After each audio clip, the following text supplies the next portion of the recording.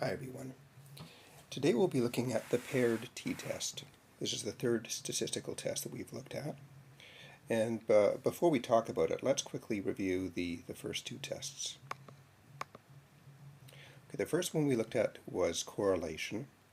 And you use correlation to see if two variables are either positively related, that is, as one variable increases, the other one increases, or negatively related, so that as one variable goes up, the other one goes down.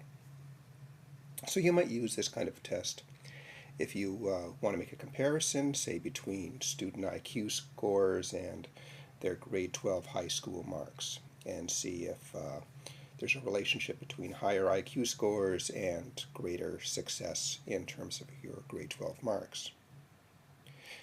Now, one of the things about correlation is that if you're going to use a correlation, you need two variables that are continuous in the sense that they can have a wide range of values. You wouldn't be able to use a correlation, for example, if one of your variables was whether someone is male or female, or whether they went to university or didn't go to university. You can't have kind of a categorical variable. You need a continuous one that has a wide range of values. Okay, now the test that we did more recently was the t-test. Specifically, it's called the two-sample test. And this is used when you've got two different data sets and you want to determine whether one data set is significantly different from the other data set. So for example, let me just go to the spreadsheet here. Suppose we have two groups, an experimental group that we've taught, say, using one technique, and a second group that we've taught using a second technique, and we've tested them and we have scores here, and we want to see whether or not the experimental approach has made any difference. So we can get the averages. So there's the average score for group A, and there's the average score for group B, and we can see that there's a difference here. But there are two possibilities. One possibility is that these differences are caused by the experimental condition and that it's been successful and provided us with higher scores. But the other possibility is that these numbers are just a little higher just by chance. We just maybe have slightly better students in this group, or perhaps there's no real difference, though, between this group and this group at all in terms of scores, and this just happens to be a little higher. So we use a t-test to figure out which of these two possibilities it is. Is it the null hypothesis that these two are essentially the same and the differences are just chance, or the alternate hypothesis that group A is better because of the experimental condition? And the t-test lets us figure out what the odds are of these two numbers being this far apart just by chance.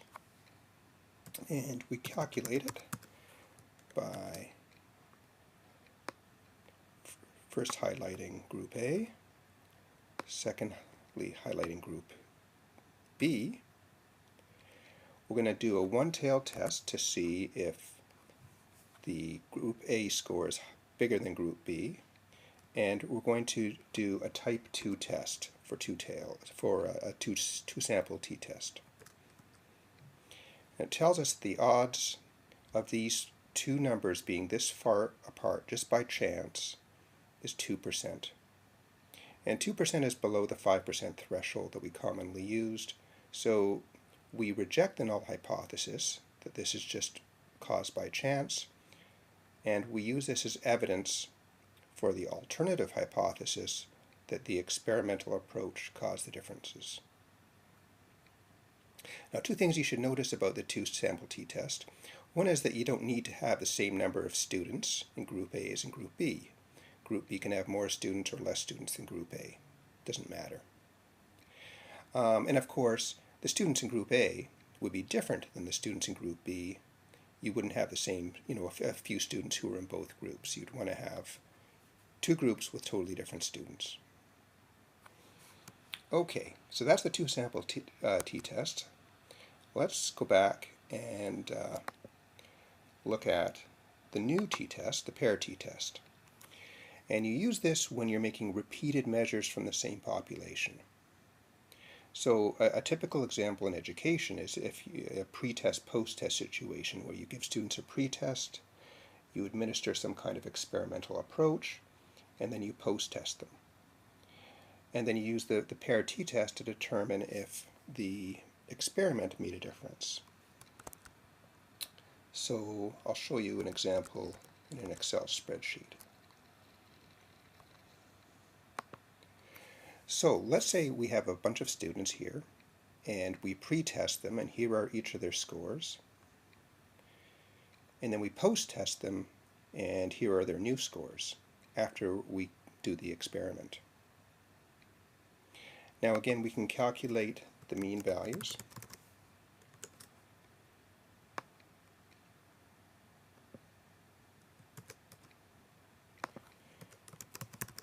And when we calculate the mean values, we notice that indeed the average score did seem to rise a bit. People, on average, people scored a little higher on the post-test than on the pre-test.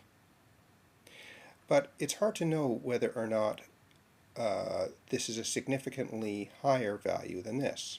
If we look through here, we can see that some people's scores actually went down from the pre-test to the post-test.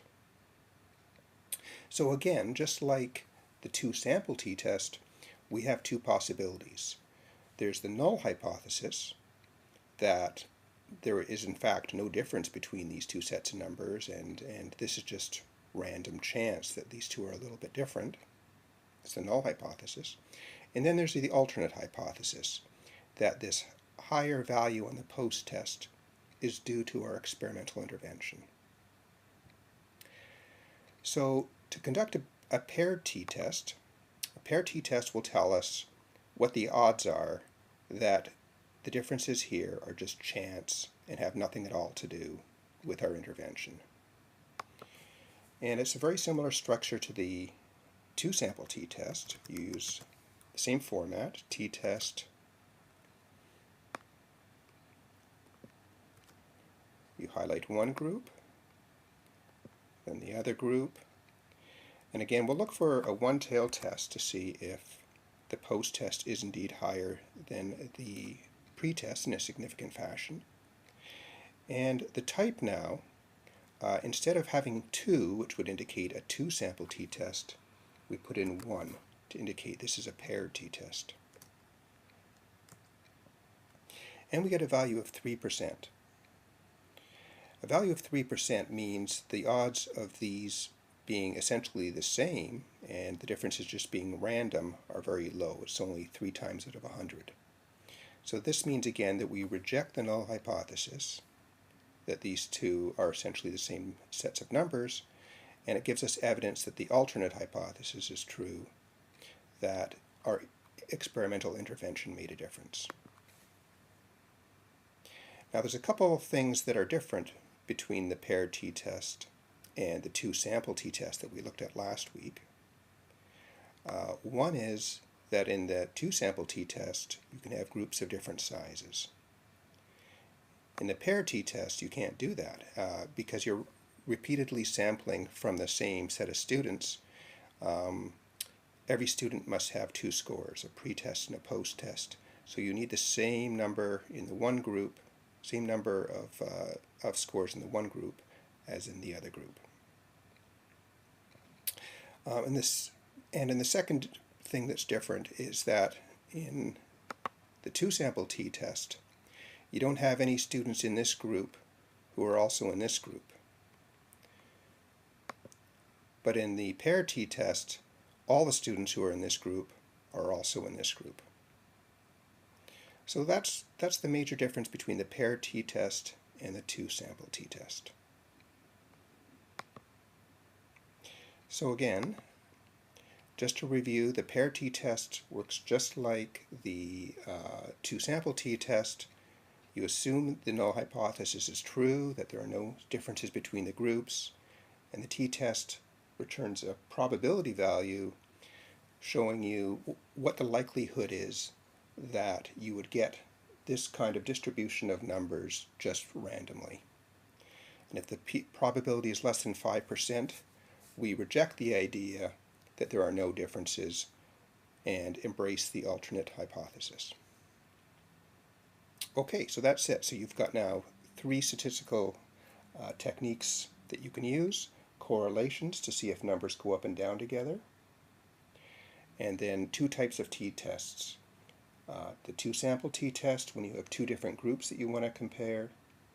And the paired t-test when you're taking repeated samples from the same group.